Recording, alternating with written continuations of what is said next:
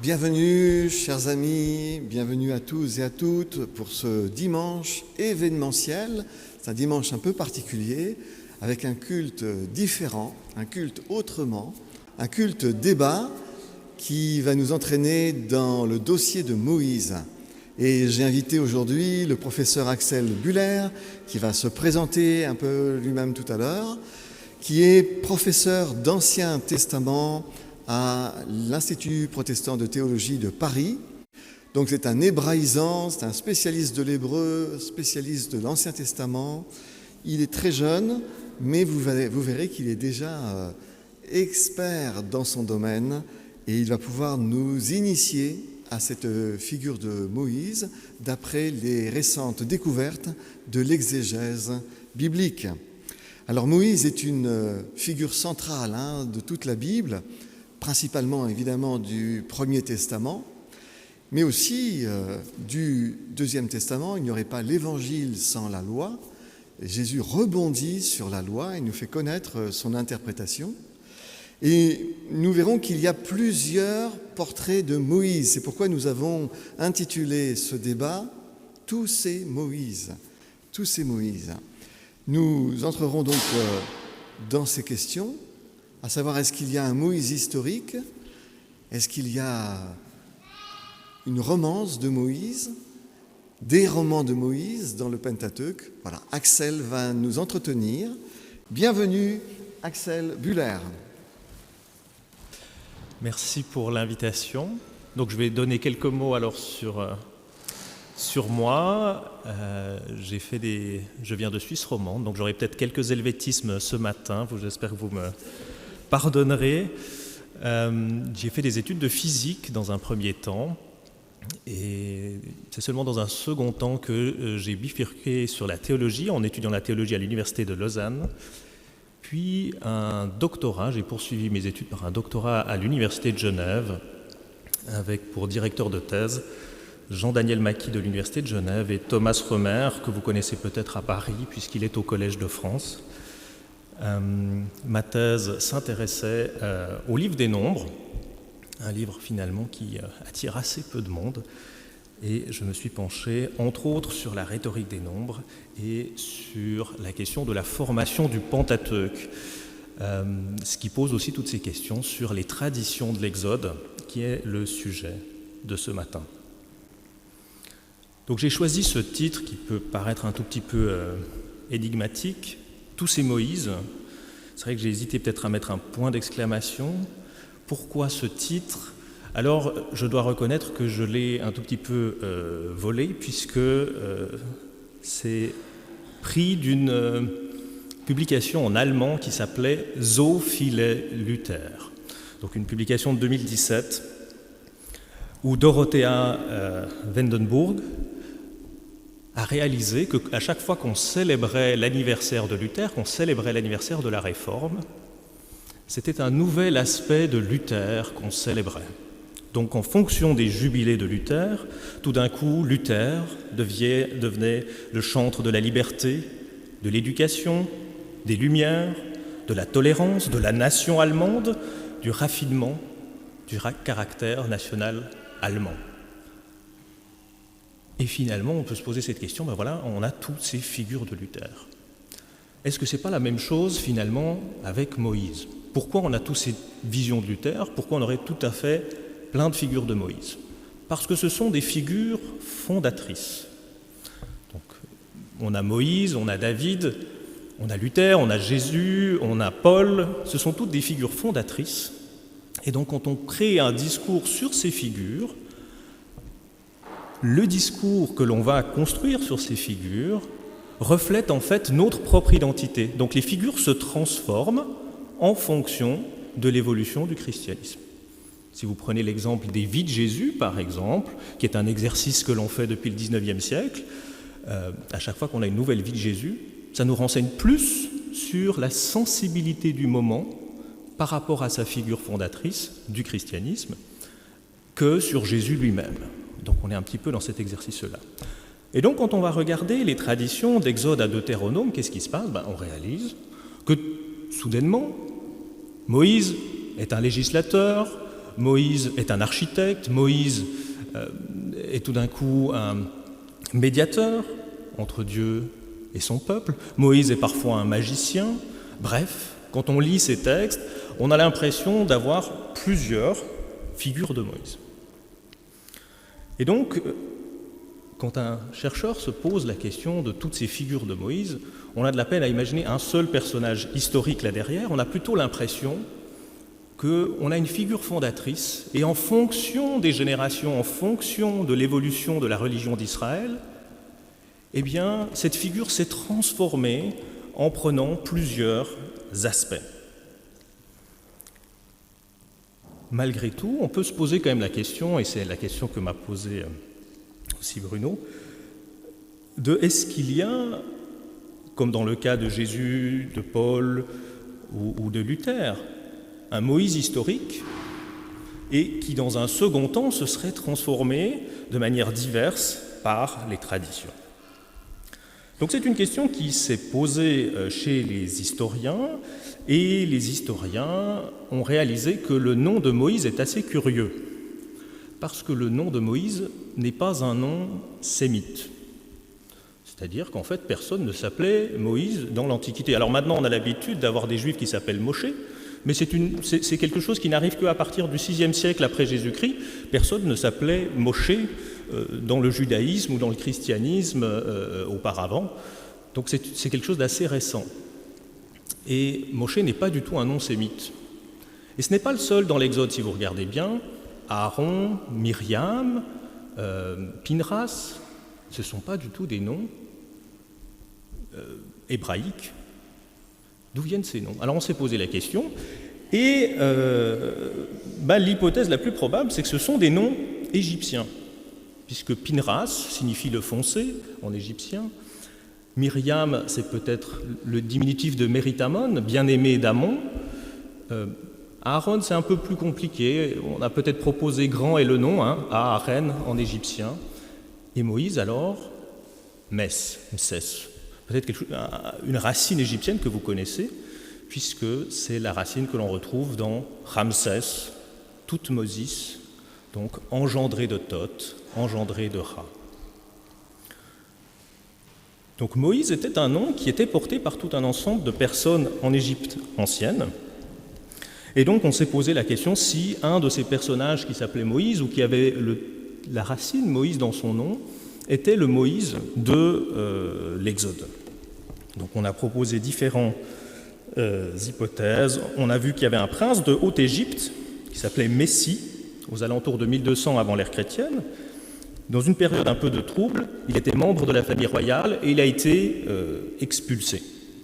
Bon, on a un autre personnage qui s'appelle Beya, qui était un sémite et qui a un deuxième nom, Ramsès K.M. Nedjeru, où on retrouve cette racine Msès. Lui, il était un haut fonctionnaire égyptien qui a partagé le trône et qui a fini par être assassiné. On a un autre sémite qui était dans les hautes sphères de l'Égypte dans ces périodes-là, un certain Ben Ozen Meriono Ramsès Mperré, qui a aussi cette racine Msès dans son nom, et qui a servi de médiateur entre des populations qui habitaient le Sinaï et l'Égypte. Néanmoins, quand on regarde ces trois hypothèses, on est quand même un petit peu déçu parce que les parallèles avec les autres sont relativement ténus.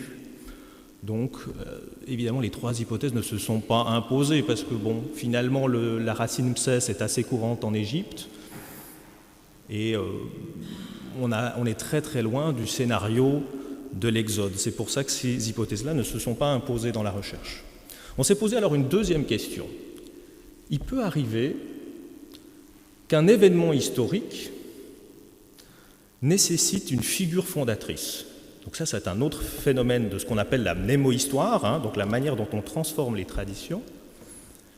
Et dans ce cadre-là, ça voudrait dire que l'Exode était historique, et pour faciliter la mémorisation communautaire, on a créé une figure qui symbolisait ce passage de l'Exode pour le peuple d'Israël. Je peux vous donner des exemples plus récents.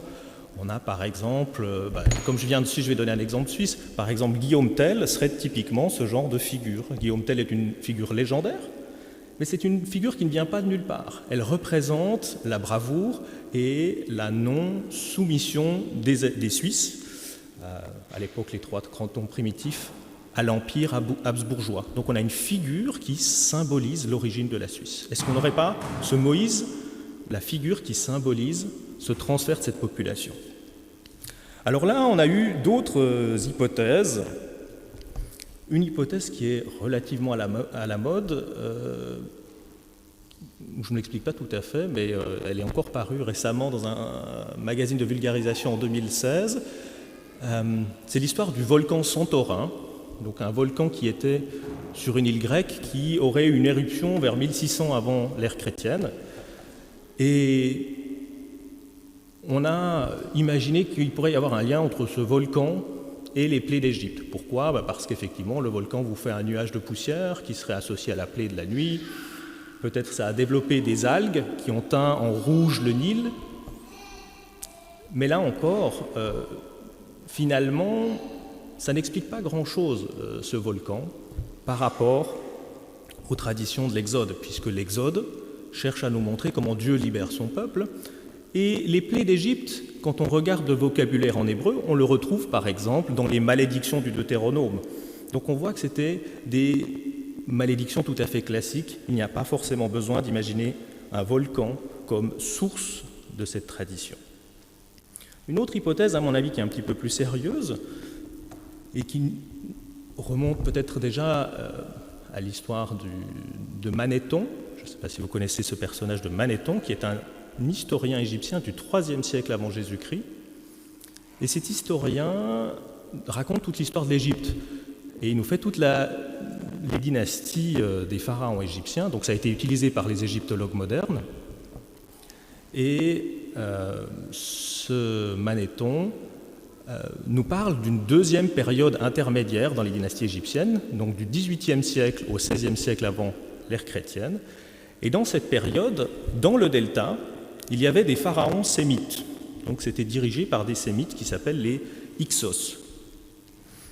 Et ces Hyksos ont été chassés direction le Sinaï, où on voit apparaître un peu plus tardivement, dans cette même région, ce qu'on appelle des chassous, des sortes de peuples nomades, dont un des groupes de ces chassous s'appelle les chassous Yahvé.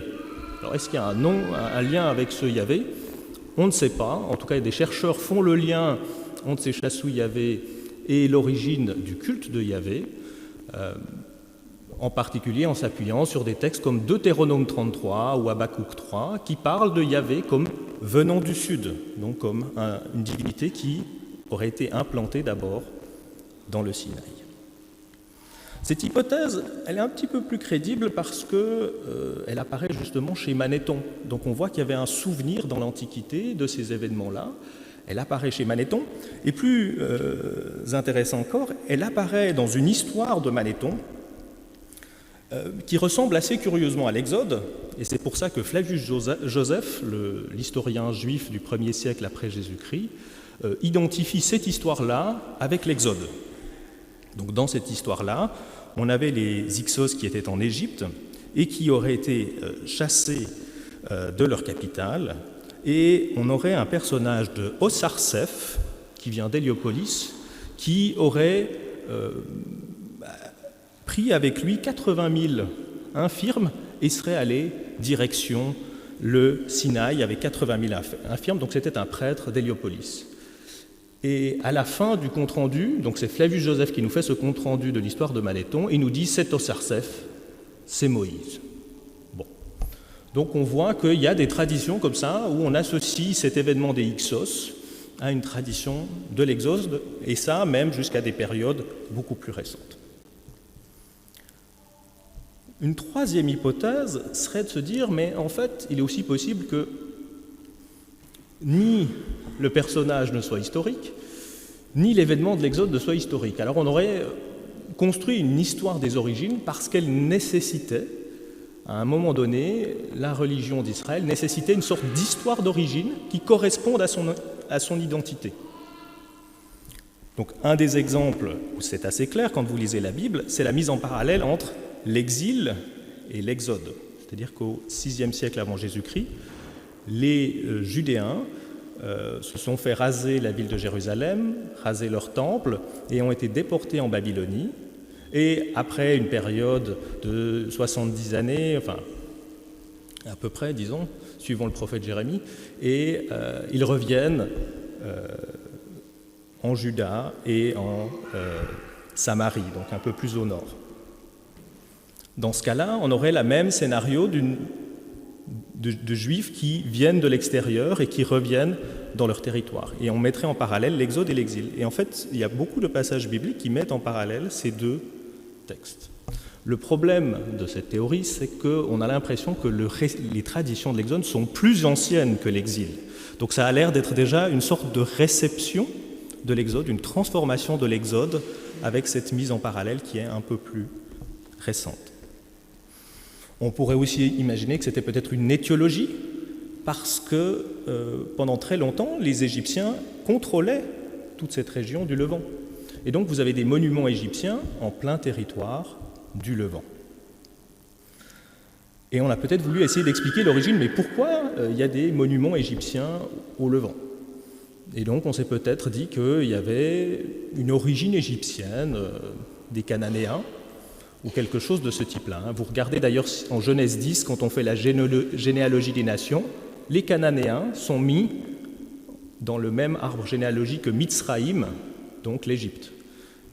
Donc on considérait, en tout cas dans le récit de Genèse 10, que ces deux peuples étaient proches culturellement. Donc ça, c'est une autre hypothèse, pas forcément complètement satisfaisante. Néanmoins, ce qu'il faut remarquer, c'est que dans le texte du Pentateuque, vous avez deux récits des origines. Vous avez un premier récit des origines, c'est celui de la Genèse, et ça, c'est un récit d'origine assez classique. La Genèse, qu'est-ce qu'elle essaie de nous dire ? Elle essaie de nous dire que nos ancêtres, donc du point de vue israélite, nos ancêtres habitaient les terres d'Israël et de Juda, nous en sommes leurs descendants, et donc nous sommes légitimes d'habiter ces terres-là. C'est l'équivalent en France de nos ancêtres les Gaulois ou ensuite de nos ancêtres les Helvètes. C'est-à-dire nos ancêtres habitaient là, nous sommes légitimes sur cette terre. Le récit de l'Exode est un tout petit peu différent, parce que là on donne une origine extérieure, on dirait exogène, c'est-à-dire extérieure à Canaan. Si vous suivez le récit qui va d'Exode à Josué, Canaan, les gens qui habitent la terre ne sont pas israélites. Donc l'origine serait extérieure et c'est Dieu qui donne cette terre-là. On peut donc comprendre ces traditions de l'Exode un petit peu différemment. Et là, c'est Georges Ozou qui avait donné ce joli titre de la servitude au service, c'est-à-dire qu'on peut comprendre aussi ce scénario de l'Exode comme un paradigme de libération. Donc servitude au service, c'est un jeu de mots en hébreu, puisque le mot de la servitude, de l'esclavage, se dit eved, et le mot pour dire le service cultuel se dit aussi eved, c'est le même mot. Et donc on passe du début de l'Exode de la servitude en Égypte à la fin de l'Exode, en Exode 25-40, au culte de Yahvé. On peut donc lire cette histoire comme une sorte de paradigme. Et quand on lit bien le texte biblique, on réalise que c'est probablement aussi ce qui a voulu être fait. Le pharaon, par exemple, il n'est jamais identifié à un pharaon spécifique. Il est toujours appelé le pharaon. Et donc, c'est comme si le texte avait été fait pour qu'on puisse se le réapproprier comme un paradigme de récit de libération. Il n'est donc pas surprenant qu'au XXe siècle, par exemple chez les Noirs américains, on puisse relire l'Exode comme un récit de libération et se réapproprier ce récit. Donc voilà ce petit parcours. Pour conclure, j'aimerais dire que voilà, à l'époque moderne, on est souvent très intéressé par les questions de l'histoire et les questions de qu'est-ce qui s'est réellement déroulé, qu'est-ce qui ne s'est pas réellement déroulé. Mais il faut faire attention quand même à ne pas entrer dans cette idée un peu de l'historicisme, que ce qui nous intéresserait, nous, en tant que chrétiens, serait ce qui s'est réellement passé. Ça, c'est plutôt une affaire d'historien. Nous, ce qui nous intéresse, c'est justement de comprendre cette histoire comme des paradigmes que l'on peut se réapproprier aujourd'hui. Et donc, finalement, ce qui est plus important, ce n'est pas vraiment que l'Exode ait eu lieu ou non, c'est de voir ce récit de Dieu qui est auprès de son peuple, qui entend son peuple et qui l'amène à son propre service en le libérant.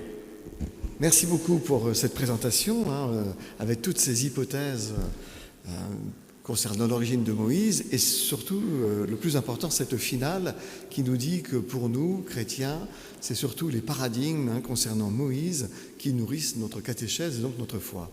Merci Axel, et donc la parole vous est donnée. Est-ce que Xavier, tu veux bien te charger de présenter le micro à celles et ceux qui ont une question? Merci. Alors une question maintenant. Bonjour.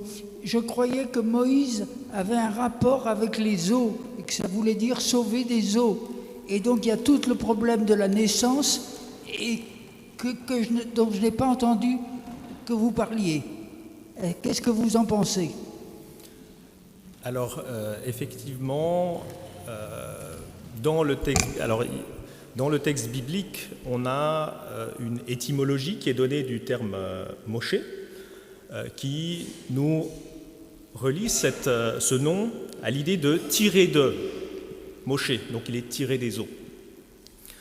On a aussi chez Flavius Joseph cette idée que le nom pourrait venir de l'égyptien et serait lié à mou, usé, où on aurait donc le terme mou qui signifie eau. Donc Flavius Joseph fait aussi une étymologie qui le relie à ce niveau-là. Alors là, c'est une autre question, c'est-à-dire que des fois dans la Bible, les étymologies ne sont pas tout à fait des étymologies, académiques. Ce sont presque plutôt des jeux de mots, si vous pensez aussi à l'histoire de Jacob avec Rachel et Léa, quand elles donnent un nom à chaque fois avec leurs enfants, elles font souvent une exclamation et puis on donne un nom à l'enfant, mais ce n'est pas vraiment une étymologie au sens moderne du terme. Donc dans cette hypothèse-là, on pense que l'origine du nom de Moïse serait Mess ou Mses, et puis que dans un deuxième temps, on aurait donné cette étymologie qu'on appellerait populaire. Moïse a aussi à la fois une image de libérateur, puisqu'il a sorti un peuple d'Égypte, mais aussi de grand fondateur du monothéisme. Et je voulais savoir si cette image, elle est encore présente. C'est-à-dire que je pense que des grands pasteurs comme Martin Luther King ont aussi été des nouveaux Moïse. Et est-ce que c'est toujours cette image qui préside à l'idée de Moïse, en fait? Alors, effectivement, en tant que figure de réception, Moïse a tendance à être associé à ce monothéisme et à une sorte de figure qui représenterait le judaïsme de manière générale. Si vous regardez d'ailleurs aussi dans les réceptions chrétiennes de Moïse, on a aussi parfois fait de Moïse une figure repoussoire. On disait Moïse c'est la loi, c'est la dureté, alors que Jésus c'est la grâce, c'est l'amour, etc. Donc on a parfois aussi eu ces aspects-là.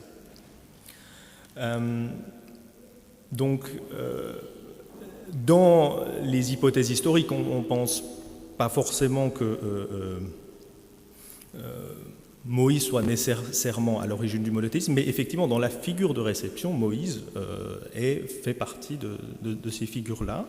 On le voit aussi, si vous allez regarder du côté de Freud, et puis aussi justement déjà des anciennes réceptions d'époque hellénistique, on a tendance à associer Akhénaton et Moïse. Et Akhénaton avait aussi fait une sorte de réforme. Alors on peut discuter si c'est un monothéisme ou plutôt une monolatrie, mais en tout cas il avait recentré le culte égyptien autour d'une seule divinité qui était Aton. Donc on a parfois aussi eu ce rapprochement entre le Moïse créateur du monothéisme et puis Akhénaton qui serait un peu son alter ego égyptien. D'ailleurs, quand j'ai parlé de Manéthon, j'avais parlé d'un prêtre d'Héliopolis, donc on voit qu'il y a déjà ces liens entre le culte d'Héliopolis et Moïse qui se tissent dans les traditions anciennes.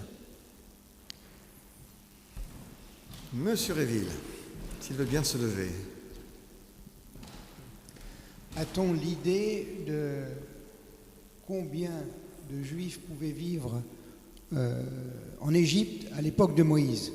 Enfin, autour de Moïse, combien pourrait-il y avoir de Juifs?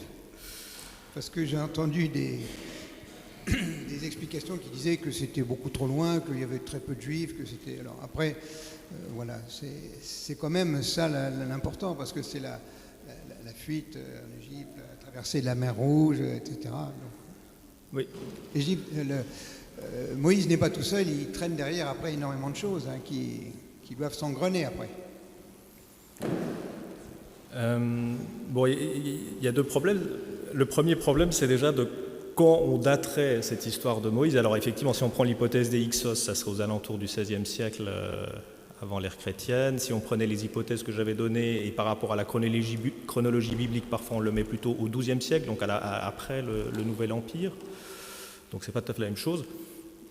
Après, dans tous les cas, on ne parlerait pas de juifs en fait, parce que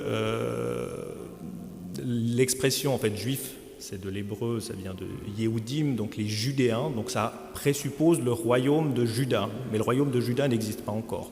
Donc ça serait tout au plus une population qu'on dirait sémite. Et alors là, effectivement, vous avez toujours eu des populations sémites qui se sont installées dans la partie orientale du delta. C'est d'ailleurs aussi ce qui se passe dans l'histoire de Joseph. Il s'installe dans le pays de Goshen, donc à l'est du delta. Après, quantitativement, ça ne serait pas forcément des chiffres aussi importants. Donc là, c'est clair que de toute façon, les chiffres qui sont présentés, par exemple, dans le livre des Nombres, quand on vous dit 600 000 hommes de plus de 20 ans, ça voudrait dire une population de 2 millions d'habitants. 2 millions d'habitants, c'est l'Égypte tout entière à cette époque-là. Donc, non. Donc, effectivement, mais il est possible qu'effectivement, comme il y a eu cette période Hyksos, qu'on puisse parler de milliers, dizaines de milliers, peut-être de sémites qui s'installaient dans le delta, qui habitaient le delta. J'avais entendu dire qu'on n'avait pas de traces des Hyksos parce que les Égyptiens qui ont repris le dessus sur les Sémites qui avaient pris le pouvoir pendant un temps ont buriné tous les monuments afin d'effacer leurs traces. Et ce n'est qu'avec l'historien du IIIe siècle que tu as cité où on a retrouvé un peu cette histoire. Tu peux nous expliquer un peu comment est-ce que ces Hyksos ont pris le pouvoir, comment les Égyptiens de souche ont repris le pouvoir et ont essayé de les effacer. C'était déjà la cancel culture. Alors oui. D'ailleurs, si vous avez une fois la chance d'aller en Égypte, c'est un des premiers aspects qui m'a frappé, c'est qu'en fait, beaucoup de hiéroglyphes sont martelés, etc. Et ce n'est pas du tout des choses récentes, c'est-à-dire c'est de la cancel culture déjà de l'époque égyptienne. C'est le cas par exemple de la reine Hatshepsut, si vous allez au temple d'Hatshepsut, qui a été complètement cancel, c'est par Thoutmôsis III, sauf erreur. Et donc effectivement, dans la conception ancienne de la mémoire, en fait, le nom, la réputation nous survit après la mort, et la statue joue aussi un rôle. Donc fréquemment, quand on a des personnalités qui sont considérées comme ennemies du peuple égyptien, à une époque X ou Y, on va casser le nez des statues pour éviter qu'elles puissent respirer, leur casser les oreilles pour éviter qu'elles puissent entendre. Donc parfois vous avez des nez cassés parce que c'est simplement l'usure du temps, mais en fait parfois ça a été fait de manière systématique. On casse le nez et les oreilles des statues et puis on martèle les hiéroglyphes parce que les hiéroglyphes c'est une écriture sainte qui est performative en elle-même, donc effacer le nom, c'est aussi effacer la mémoire. Donc c'est le cas de Hyksos, c'est aussi le cas d'un certain nombre des personnages que j'ai mentionnés, puisque comme ils ont été chassés, on a martelé toutes leurs inscriptions, ce qui rend très difficile le travail des historiens, parce que les documents deviennent très flous sur ces personnages. Oui. Après, sur le dossier Hyksos, il faudrait que j'ai plus en tête s'il y en a quand même des documents externes en égyptologie autres que Manéthon qui attestent quand même de cette présence-là. En tout cas, nous avons donc historiquement des Sémites qui ont pris le pouvoir en Égypte. Combien de temps ça a pu durer ? 2 siècles. 2 siècles. Puis des Égyptiens de souche ont repris le pouvoir et ont essayé de les effacer. Et donc ces Hyksos qui ont été chassés sont allés vers le Sinaï, dans cette péninsule. Probablement, oui. Voilà, et donc peut-être effectivement c'est une hypothèse que cette mémoire-là ait été retravaillée ensuite pour aboutir à la figure de Moïse et de l'Exode. Disons que ça aurait pu influencer certaines idées de l'Exode, effectivement. Après, de toute façon, l'Exode tel qu'on l'a, vous n'allez pas du tout reconnaître l'épisode des Hyksos, hein, on est quand même très très très loin de ça, mais peut-être l'idée générale d'un groupe sémite chassé d'Égypte pourrait remonter à quelque chose comme ça, puisqu'on voit que la mémoire, elle a continué. On n'a pas du tout oublié cet événement, puisque Manéthon arrive à nous en parler au IIIe siècle avant. Donc il y a bien des gens qui ont réussi à transmettre ces idées-là. Oui, mais ce qui est très intéressant pour l'exégèse, c'est d'essayer de comprendre justement comment est reçue de la mémoire, et puis comment cette mémoire est réinterprétée, et tu l'as très bien dit au début de ton intervention, réinterprétée, et on arrive comme cela à une construction progressive dont le sens n'est pas bien sûr l'historicité, mais ce que ces réinterprétations successives veulent dire pour les gens qui en ont besoin. En fait, à chaque fois, les auteurs s'adressent à leur public de l'époque pour répondre à des besoins. Exactement. Et donc, dans sa rédaction finale, l'Exode, ça correspondrait donc au 5e siècle avant Jésus-Christ.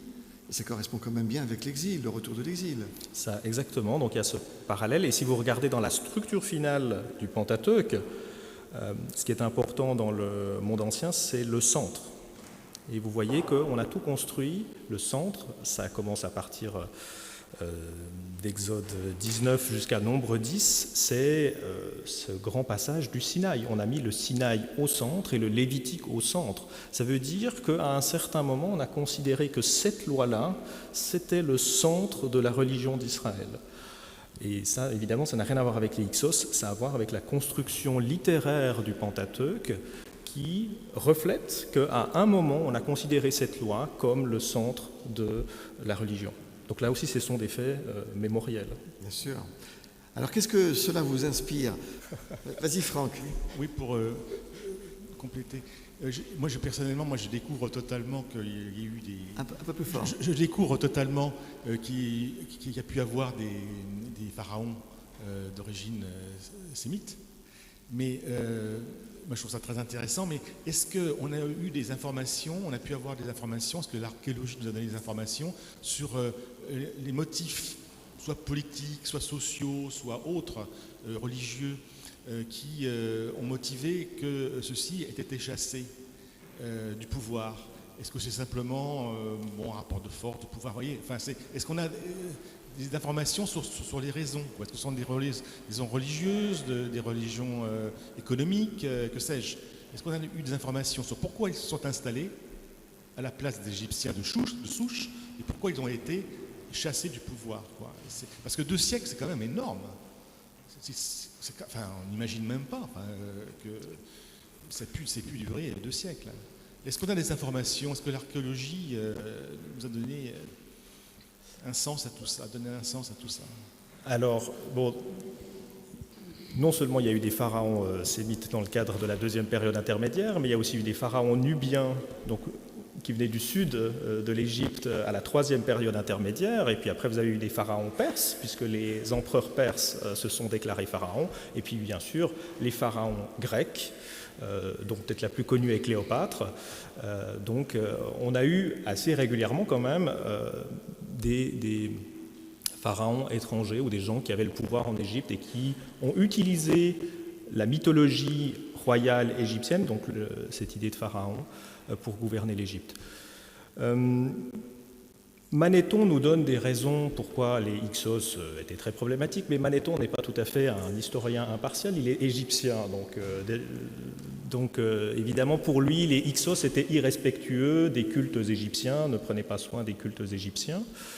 Et c'est pour cette raison-là qu'il y a eu une coalition qui a voulu les chasser pour pouvoir restaurer les cultes.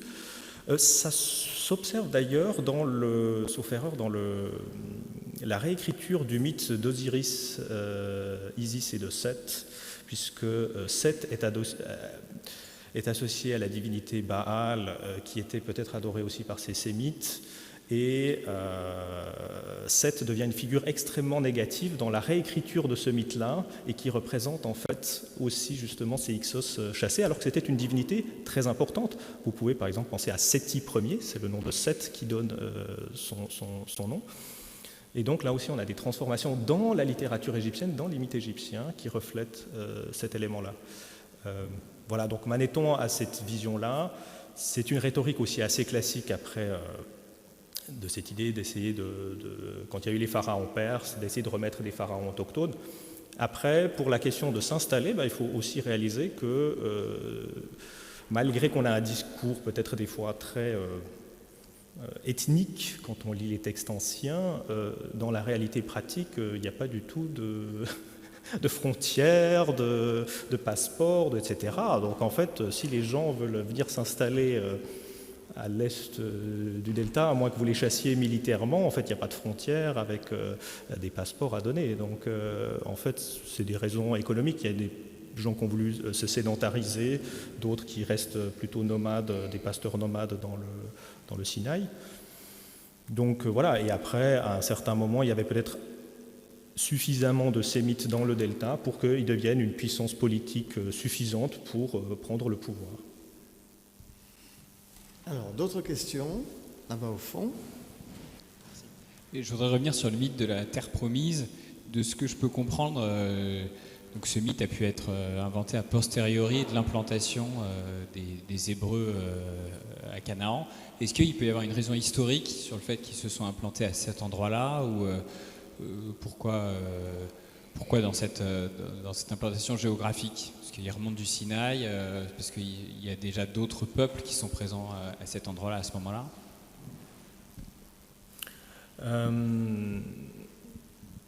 C'est effectivement une question assez complexe, parce que les archéologues qui reconstruisent l'origine des royaumes d'Israël et de Juda, vous pouvez lire en particulier les travaux de Israël Finkelstein qui ont été traduits en français, laissent plutôt montrer que c'est avec l'effondrement de l'empire égyptien sur le Levant, sur Canaan, donc ce dont je vous ai parlé au XIIe siècle à cause des peuples de la mer, que tout d'un coup il y a pu avoir des chefs autochtones, et donc la naissance de la monarchie d'Israël et de Juda, qui serait liée à une sédentarisation de populations nomades sur les collines autour de Samarie et autour de Jérusalem au sud. Donc dans ce scénario-là, on est plutôt dans un mythe d'autochtonie. Il n'y a ni destruction de tous les Cananéens, comme nous le présente le livre de Josué, donc il n'y a jamais eu une destruction systématique de toutes les villes de Canaan.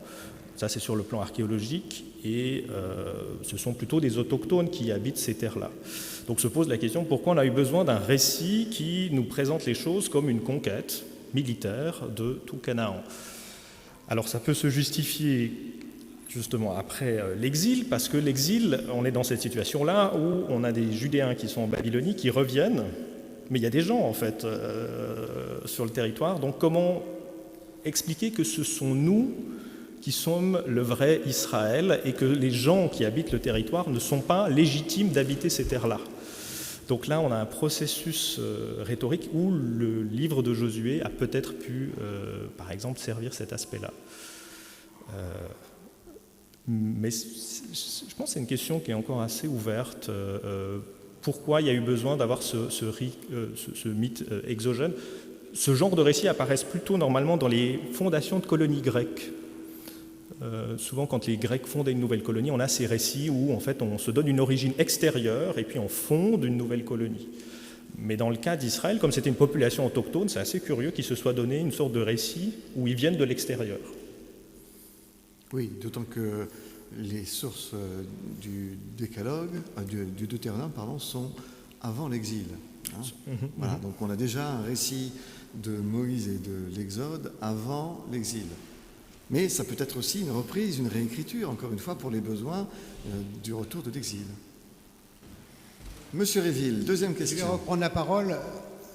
Qu'en est-il du monothéisme, aussi bien archéo-judéen et que le monothéisme égyptiens, je pense à Akhenaton par exemple. Qu'en est-il? Parce que c'est quand même ça le fondement de la religion, hein, aussi bien juive que chrétienne, c'est le monothéisme.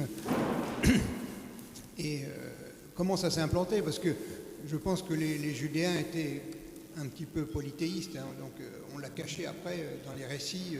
On trouve des statuettes de femmes dans les fouilles. Hein. Donc qu'en est-il du polythéisme, du monothéisme, et comment s'est-il implanté sérieusement? Alors, vu que nous arrivons au terme de notre matinée, nous avons encore un peu de temps, le rôti peut encore attendre, et donc nous nous retrouverons d'ailleurs pour le verre de l'amitié à la sortie du temple.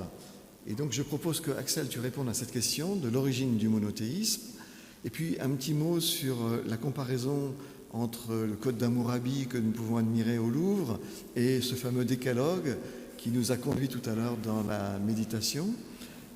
Donc tu as 2 questions, si tu l'acceptes. Et il y a encore une 3e question en ligne. Alors il faudra que tu arrives à mémoriser ces 3 questions et y répondre brièvement à chaque fois. Celle en ligne est très simple. C'est une demande si vous avez une indication d'un livre publié par vous ou pas, ou quelle œuvre vous recommandez pour bien maîtriser ce sujet sur Moïse. Très bien, alors voilà, les références littéraires. Donc tu as 2 questions et des références à donner. Donc peut-être une 3e question quand même. Il va falloir que tu reviennes. Hein. C'est davantage aussi dans les représentations de Moïse. Alors bien fort. Est-ce qu'on oppose finalement Moïse à Jésus dans les différentes représentations? C'est-à-dire finalement Moïse c'est la loi, Jésus c'est la foi, quoi. Est-ce qu'il y aurait une vision d'opposition de ces deux figures, finalement du monothéisme Ou la relecture de Moïse par Yeshua. À toi, Axel. Donc dans l'ordre, donc le monothéisme, donc effectivement, si on reprend de nouveau Freud, Moïse l'Égyptien, on a tout un ensemble de ces traditions qui associent Moïse et Akhenaton. Jan Assmann, donc l'égyptologue qui a justement travaillé sur la mémoire culturelle, avait cette jolie formule sur le fait que Akhenaton était une personne de l'histoire, mais qui a été effacée dans la mémoire, alors que Moïse est une personne effacée de l'histoire, mais présente dans la mémoire. Et je pense assez joli comme mise en parallèle, mais en fait c'est vrai qu'Akhenaton, les liens avec l'Exode sont plutôt ténus, c'est plutôt ce rapprochement autour du monothéisme, mais historiquement évidemment qu'aucun historien ne fait le pont entre ces 2 figures. Pour le développement du monothéisme, durant la monarchie, on est plutôt dans une situation de polythéisme, comme vous l'avez précisé, avec effectivement des courants qui prônent le culte à Yahvé seul. Donc cette idée que Yahvé est le seul qui doit être adoré, mais cela ne veut pas forcément dire qu'ils vont nier l'existence des autres dieux. Donc c'est plutôt à partir de la période post-exilique, l'époque perse, où on a vraiment des affirmations monothéistes qui vont se développer. Dans les périodes antérieures, on est plutôt dans une situation de monolatrie, c'est-à-dire que Yahvé est la divinité d'Israël. Si vous pensez au schéma Israël, écoute Israël, Yahvé est notre Dieu. Ce n'est pas une proclamation universelle en fait.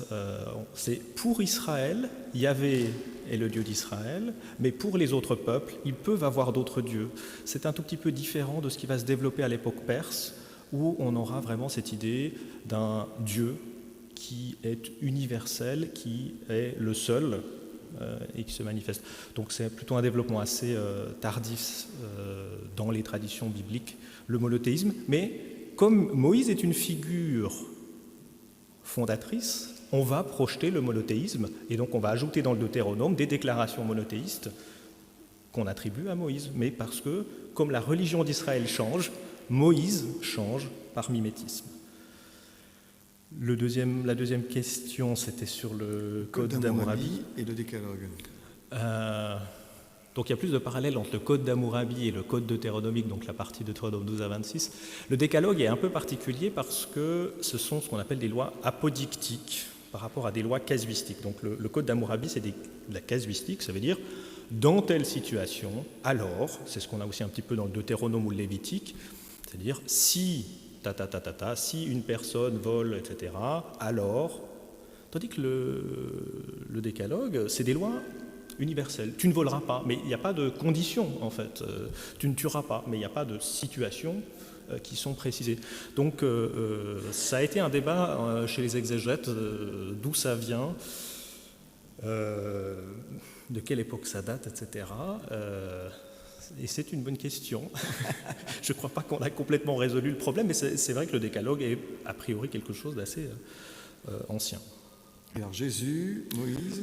Jésus, Moïse. Alors, comme vous l'avez précisé, cette opposition entre le Moïse de la loi et comment on l'a dit, Jésus de la foi, non, c'est juste de la foi, c'est ça. Donc, justement, là encore, on voit que comme ce sont des figures fondatrices, le christianisme, jamais un juif ne présenterait les choses comme ça, a eu tendance par moments justement à associer, à opposer ces deux figures en faisant un peu de Moïse un repoussoir, ce qui fait aussi du judaïsme un repoussoir. Donc probablement qu'à l'époque actuelle, je pense qu'il y a très peu de gens qui s'autoriseraient de présenter Moïse justement comme le Moïse de la loi, qui serait quelque chose d'enfermant, etc. Je pense qu'on serait plutôt dans une redécouverte en fait de la richesse, je pense, des textes de l'Ancien Testament, et donc plutôt dans la redécouverte d'une figure positive de Moïse qu'une figure un peu repoussoire comme on l'a fait avec cette grande opposition entre Moïse et Jésus.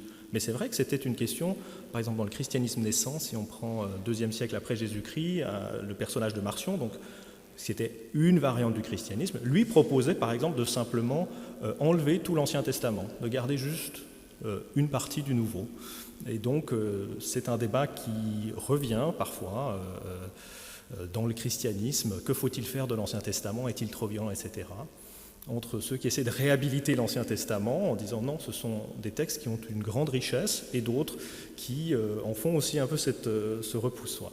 Voilà. Mais c'est plus un phénomène de la mémoire que de l'écriture de l'Ancien Testament. Alors, quelques bonnes références.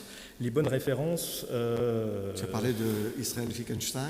Donc là, effectivement, ça c'est sur ça s'intéresse plus à l'origine des royaumes d'Israël et de Juda, donc on est plutôt dans la période entre le XIIe siècle avant Jésus-Christ, donc justement dans cette période d'effondrement des empires hittites et égyptiens et la naissance de la monarchie. Donc la Bible dévoilée d'Israël Wittgenstein et de Neil Asher Silberman. Et qu'on trouve en poche, hein. La Bible dévoilée, c'est un livre de poche, hein, et très peu cher. Très peu cher.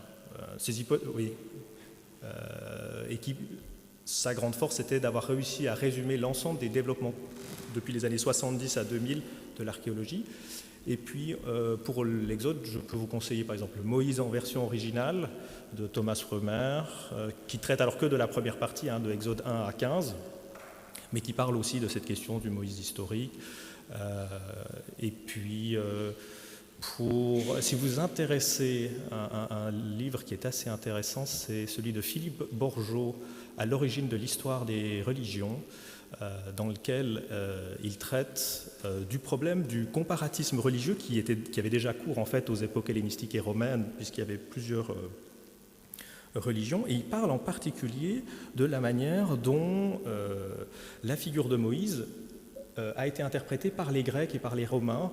Donc si vous êtes intéressé par toutes ces questions de reprises par Manéthon, mais il y en a d'autres, Ézéchiel le tragédien, Artapan, Rérémon, Lysimaque, Appion, etc. On a toutes ces reprises de l'Exode. Et là, je pense que ce livre-là est assez riche pour voir comment cette figure-là, même aussi pris par des gens non juifs, est tout d'un coup réinterprétée très différemment.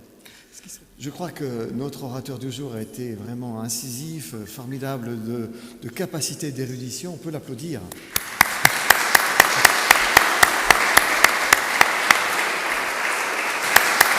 Merci.